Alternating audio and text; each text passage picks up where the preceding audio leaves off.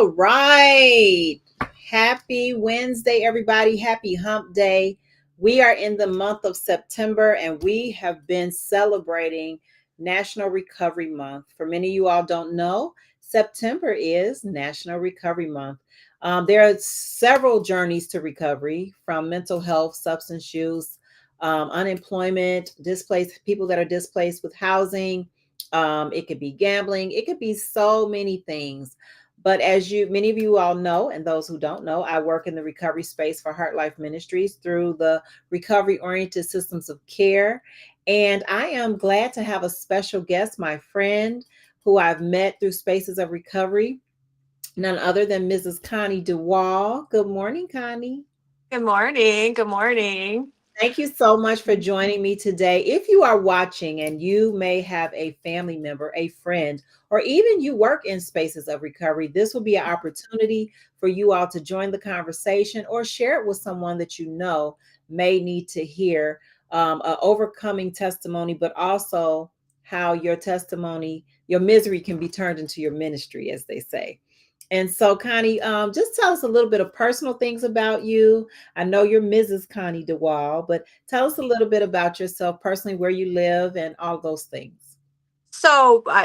As Anisha said, I'm Connie DeWall, and I have actually in November, my husband and I, who would be Mr. Chris DeWall, will be married 38 years. So we have a journey in marriage that is ups and downs. And I tell you, sometimes I look back and I always say, like, how did he put up with me? But I think it's a joint too. We have three beautiful children. My oldest is 35, my middle daughter is 29, and my youngest son, who just got married last year, is 26 and is going to make me a grandma because him and his beautiful wife are expecting in March. So I've had my first grandchild. So I'm super excited. Congratulations. Thank you. Thank you. Congratulations.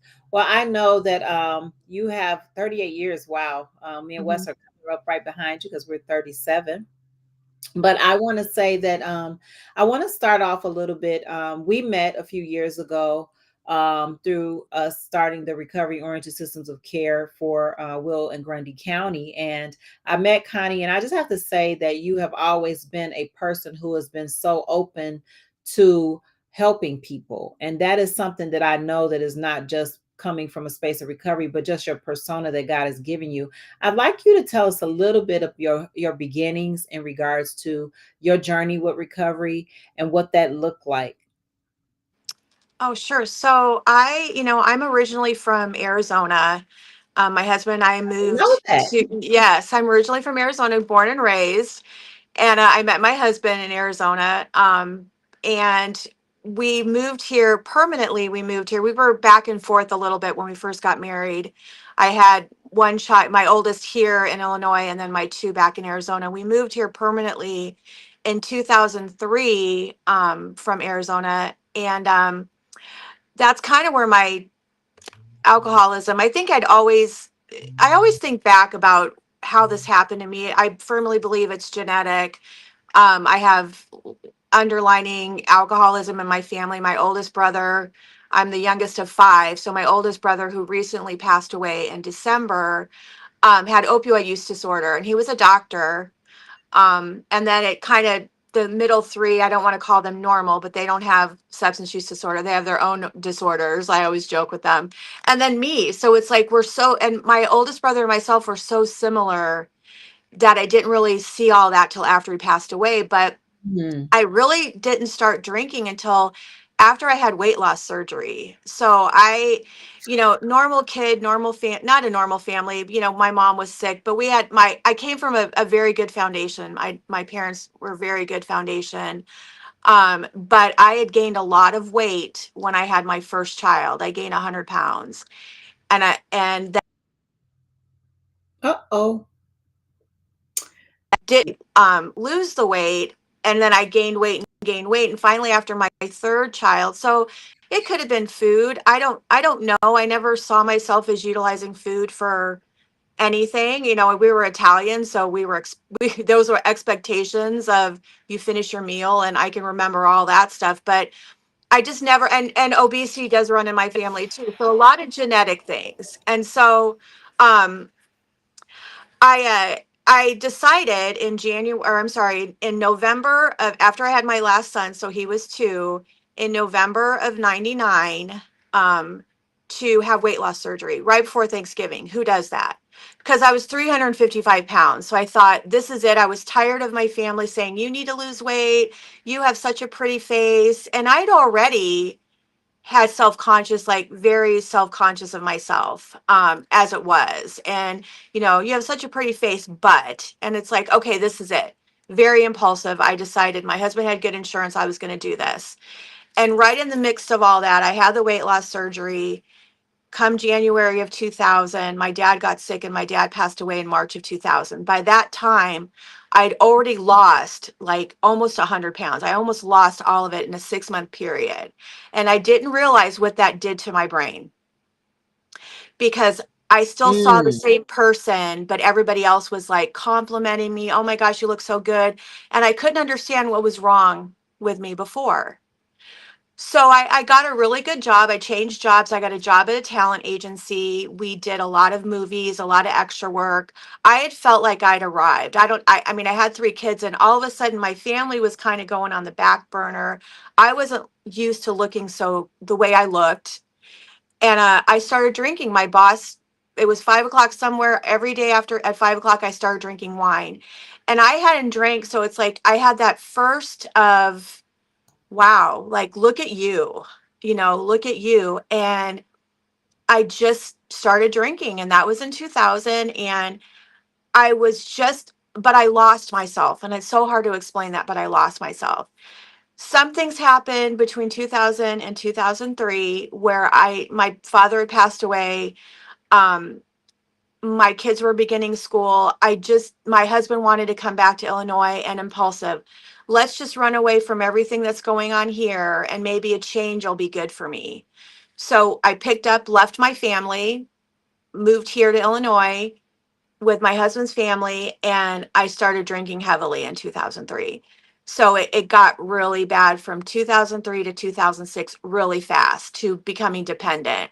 So I want to And ask you and sure, pause for a moment and just ask you. So in the process of this, how was your husband responding and your children? I hid it a lot. I hid it really good until the last Yeah. year. I learned that from my aunt, to hide the bottles. I learned that, they knew there was something wrong. But I was still going to work. I was still functioning. But like that last year in 2006, I became dependent. And I had gone out, and it was in around May of 2006. And I come home, and my daughter wanted to use an easy bake oven. So I was a hider. I hid all my bottles until everybody was gone, and then I threw them out. Um, and my daughter wanted to use her easy bake oven, which she'd never used. It was in a spot where no one would find anything. And I came home, and there were 6 bottles of tequila, because I switched to the hard stuff. So 6 bottles of tequila. And all I saw was the last little bit I had left till I got to the store the next day. And my husband goes, "Whose are these? Where are these from?" And I'm like, "I don't know. We used to have parties. I don't know." But I knew, and he knew. And I went immediately into treatment. I knew he says, something's got to be done. Something's not right. So I went to Linden Oaks. And I um, just wasn't myself, and wasn't ready to let that go, because I had a lot of hurt, and just still a lot of discomfort from all the weight loss. Like I said, I hindsight, I shouldn't have never done that. I can't go backward and forward at the same time. But I went into treatment the first time. I really wasn't ready to surrender. And I went through the motions. I got out of treatment on July 3rd of 2006. We had a big July 4th party, and I wasn't happy. And I decided, that was the first time I decided I was going to just be done. It's not that I wanted to die, but I wanted everything to go away, because I still was not comfortable with myself. So I attempted, I took all of my antidepressants and 3 shots of tequila, trying to end it all. And my husband came upstairs, and I was right back into treatment. I had my stomach pumped, which was awful. I'll never forget that. And I went back in and then I started to pay attention to treatment because I didn't want to die. I wanted everything that I was feeling to go away. Mm-hmm. So I went into treatment. I started paying attention and got out, and I started going to 12-step meetings because my husband made me. And I got a new job, and I thought things were okay. And they weren't still because I really wasn't ready to surrender. I was going through the motions. And it almost took me back to when I was a kid of just always doing what I was told to do because I never got into trouble. So whatever my dad said went and I did it. And it was almost like what my husband said went and I did it. So I was going to AA, started a new job, and I still had an Arizona driver's license. So I was driving to work one day and I got pulled over, and this was roughly around August of 2007. I got pulled over, and they said the good news is, because I did not want to get an Illinois driver's license. I loved my Arizona driver's license. I loved the weight on my driver's license, and I loved the picture. And it didn't expire until 2025 because it was ridiculous how licenses worked in Arizona. And but your license was suspended. I was Wow. like, crap. So I had to call my husband. I couldn't drive until I went to court in October. Between August and October, I started to kind of pick up again, but nobody knew. It wasn't all the time. It was just on my way home from work or with a person from work because nobody at my job knew. I had court on October 9th of 2007. I was allowed to drive to court because I did have my insurance that I needed to show and I had my new license. So I was able to drive. Went to court, showed my license, showed my insurance, and he says, okay, you're free to go. And this was at 11 o'clock in the morning. I stopped and got lunch, and I stopped to celebrate, and I bought a pint of vodka at a liquor store, and I went home. That was October 9th of 2007. I do not remember from 1 o'clock in the afternoon until 6 o'clock in the afternoon when I woke up at St. Joe's because I got behind the wheel and I blacked out behind the wheel. Oh, I did wow. not get a DUI. But I got improper lane usage and failure to reduce speed, and that was the end for me. That was my wake up. So I started to go to AA. My husband didn't let me drive for a whole year. Um, he took all the money away, the keys away, everything, and I was going back and forth to work. My son would pick me up, and then after my year in '08, I got my license or got my keys back and money back. And then in 2009, I decided to change jobs and I got into recovery and started working at Stepping Stones. Wow. What a fun, Um, like, I you didn't know know, this. Wow, wow, my wow. recovery journey starts with Alcoholics Anonymous. Um, and I kind of wanted to jump around, Nisha, if that's okay, with something that happened yesterday. I didn't know if that was okay. No, that's absolutely fine. Yes, go right ahead. Can you hear me? I hear you. I hear you. It's fine. We are sharing with Connie DeWall. She works at the Will County Department of Health and through Recovery Services. And yes, and yes. And so she will be back in a few minutes, but you just never know what is going on and what people hear, whether or not people can hear those stories. I heard you fine. So, Okay. yes, but go ahead. You said you want to jump around, so go ahead and. Okay. Yeah. Somehow I don't know what happened. But I heard something yesterday. Alcoholics Anonymous has been a part of my life for 18 years. Um, it became not part of my life in 2010 when I relapsed because something had happened. A person had passed away. Now I was working in recovery from 2009 all the way up until today. But in 2015, someone had passed away from an overdose. It was really my first person that I was now starting to deal with. um, Heroin use disorder was coming around, opioid use disorder was starting, and people were dying from overdoses. And the majority of people were opioid use disorders and not alcoholics. So I had to learn a whole new ball game. But this person died, and I took it personally. And I had heard one time, if you take credit for someone's sobriety, you're going to take credit for their death. And I was always taking credit for people's sobriety, thinking, oh, they're listening to me. I was so great. My first 8 years of sobriety, I was so overly involved in things that I wasn't clear. And again, I lost myself in the program and lost myself again.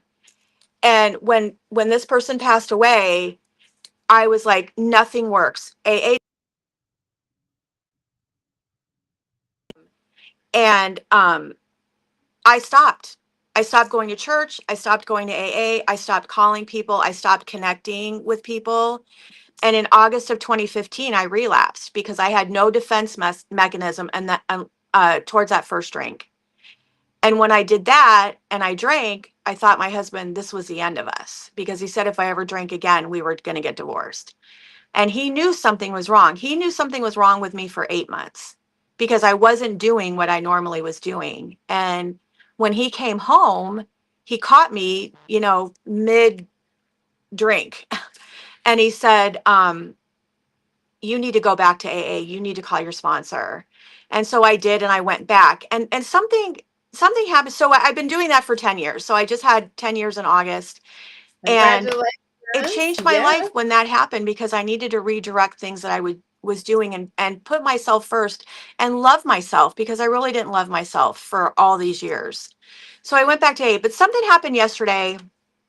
And I've been in recovery, now for 10 years solid. I work and in recovery. I work with the Narcan team, which I love. But something happened yesterday, and I was on a meeting, and someone had said that AA was their foundation, but they had stopped going and wanted just to do something different, which was great. Like we talked about before, recovery comes in all shapes, sizes, direction. But they said something about, they didn't want it. They didn't go anymore because they felt they didn't need it, and it was redundant, which it is. Recovery is repetitive. Readings in AA don't change. But I thought about that, and it triggered me to, like, yeah, because there's sometimes I don't need my meetings, or I don't need my routine. I want to do something different. And then I thought about the newcomer, and I thought, what if the old timers before me stopped coming and they weren't here when I got here? What if I stopped coming and someone maybe needed to hear something that happened to me and to relate to it? Because sometimes there are positive stories when we go, and sometimes you do make a difference in someone's life. And if I stopped going, I would lose my defense. And Yes. so I wanted to kind of close with that, how important my program is, how important A is to me, but yet also still having other people go on their own recovery paths. Um, and so that's where I wanted to kind of leave it, because I know that if I stop going and working on my own recovery, I'm not good to anyone. That is so So I good. kind of Can you wanted to hear leave it me? at that. Can you hear me okay? Can you hear me, Connie? Well, we've been talking with Connie DeWall, who has given us her amazing story and her amazing testimonial of how recovery is a journey. And she couldn't stop going because guess what? Every day you're choosing to make a decision to work with someone else. And so if you're in a space where you feel like you need to have some recovery, Connie is here and willing to work with you. She works with the Will County Rapid Response Team, Will County Health Department Rapid Response Team, and just a powerful overcoming testimony. I know that she also loves the Lord, and that is one of the benefits and bonuses of your surrender. I heard you mention the word surrender so many times, Yeah. and I know that that surrender is not just to your own will, but to surrendering to the Lord, who can carry you through anything. That's surrender to Jesus. And so I want to say thank you today for sharing your story and sharing your vulnerability. And before we close, I want you to just to encourage someone who may be having a family member walking through mental health journey, mental illness, or encourage someone that's dealing with teenagers or young kids, or even they're dealing with their own selves with a substance use, and how you can encourage them to begin to make that surrender. Don't be ashamed of it. Don't be ashamed of it. Don't hide it. If it's in your own personal journey, don't be ashamed of it. I was ashamed of myself for so long, and finally I had to. I think you mentioned, my pain is my purpose, my misery is my mission now. Everything. And here's the thing too that I learned, Nisha, and I heard this. I reached out to my old pastor the other day. We always say, oh, everything happens to a reason. That's not biblical. That is not biblical. Not everything happens for a reason, but God will take that reason and make it for the greater good. So that's what I tell parents who, who have, I know so many parents who have lost children, and that's some things that they get said to and it bothers them because it's not true. Not everything happens for a reason. God wouldn't want that, but God makes it your pain, your purpose. So not everything happens for a reason, but it always ends up working out if you surrender to Him, do His will. Thy will, not mine, be done. Because when I take my will back, sometimes I like to challenge God and think, I can do it for you today. You're busy. You're very busy. I got this. And it bites me every time. So I know He Absolutely. always laughs at me when I have that conversation. And to people who have family members, talk to them, encourage them, love them where they're at, and reach out. Yeah, opposite of addictions, connection, and anything. Opposite of pain is connection.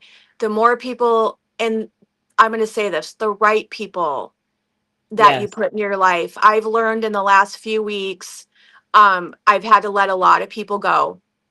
Um, and I'm getting, I've had to let a lot of people go only for my own safety, my own sanity, and my own recovery. And it's been a lot, very peaceful. And I had to let a lot of anger go. I've had a lot of anger these last couple of years, just in situations that I'm in, and I had to let that go too. And that's been very, very refreshing. Absolutely. Growth for your Mhm. own sanity, but also for your own growth. And I do want to say this, that God will have you to soar with eagles. Sometimes you've reached the ceiling of the spaces that you're in, and it's time for you to go higher. And when God wants that, He'll take that comfortable rug right from up under you and say, hey, that's enough of that season. I'm ready to move you forward. And so I just want to say thank you so much. If you all want to reach out to Connie, the phone number is 815-603-6844. And I know that the Will County Health Department is who her assignment is with, but she is also on another assignment Oh, where she yes. spearheads many projects. And you want to share real quick? Yes. So I'm a proud board member of the Recovery Community Center of Joliet. That's at 180 South Chicago Street. It's a standing building that will offer any help that you need if you walk in. They're open from 9 to 5. If you need a shower, if you need to go to treatment, if you need to just talk to someone, they have peer support.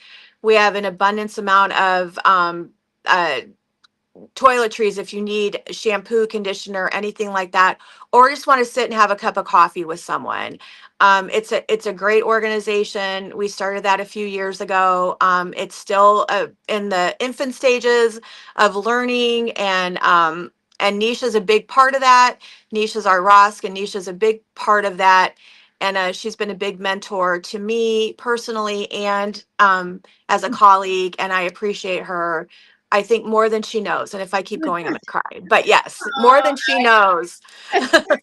I appreciate you too, Connie. You've been there with me since the beginning, and it has really been a blessing. So reach out to Connie. And if you want to hear her speak or invite her into your spaces where your recovery groups or where your ministry opportunities can take her, please, by all means, reach out to her. It is so encouraging to hear the victory stories, and also someone who could be transparent and then to tell you not to be ashamed. So it doesn't matter if you're the highest CEO of your company, or you are one of the people that you may not feel like you have the confidence that you need, even in your career or even in the space you're living in.